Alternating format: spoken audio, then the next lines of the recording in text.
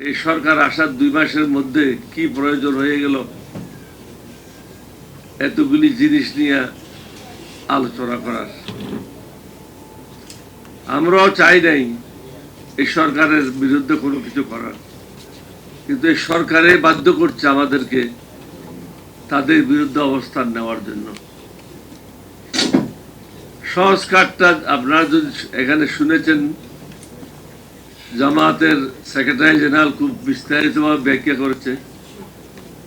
এটা কিন্তু কোনো দলকে সুবিধা দেওয়ার জন্য না, কোনো ব্যক্তিকে সুবিধা দেওয়ার জন্য না, এটা হলো জনগণকে সুবিধা দেওয়ার জন্য। যখন যে সরকার আসে সে যেন অন্যের উপর অন্যায় করতে না পারে, এটাই হলো তার মূল লক্ষ্য। কারণ যারা ক্ষমতায় আসে তারা মনে করে তাদের বাপের দিনের সম্পত্তি বা চাচার দিনের সম্পত্তি, আমি যা ইচ্ছা তা করবো। হাসিনা যেরকম বলতো, এটা আমার দেশ, আমার বাবার দেশ, এটা আপনারা শুনেছেন। এটা হলো বাংলাদেশ, এটা কারো দেশ না, আমাদের সকলের দেশ। সুতরাং এখানে জনগণ যেটা চায় সেটাই করতে হবে। আমরা সর্বসম্মতিক্রমে সিদ্ধান্ত নিয়েছিলাম যে সংস্কার প্রয়োজন। আমি 1-2টাতে অংশগ্রহণ করেছি, বাকিগুলো আমাদের প্রতিনিধিরা ছিল। এখানে কোনো দ্বিমত ছিল না। আমি একটা কথায় 2-1টা শুধু আপনাদের সামনে উদাহরণ দিতে চাই, জনগণ যেন আমাদের ব্যাখ্যাগুলি বুঝে। আমরা কি চাচ্ছি, যে দুর্নীতি দমন কমিশনের যে চেয়ারম্যান হবে সে যেন একটা যাচাই বাছাইয়ের মধ্যে আসে এবং তাকে নির্বাচিত করা হয়। যারা মেম্বার হবে তাদেরও যেন যাচাই বাছাইয়ের মাধ্যমে ওখানে পদায়ন হয়।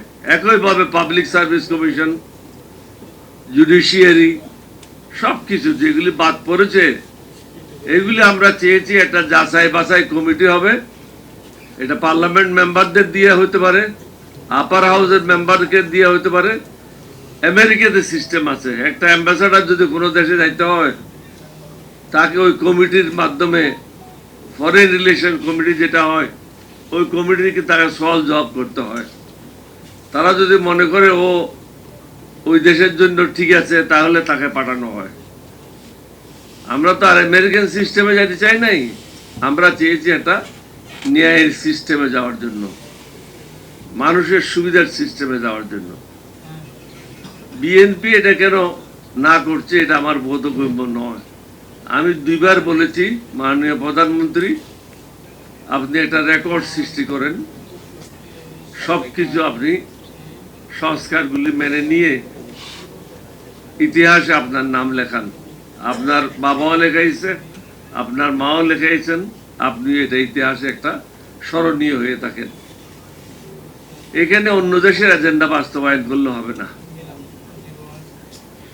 বাংলাদেশের মানুষ এবং অন্য দেশের মানুষের মধ্যে পার্থক্য আছে।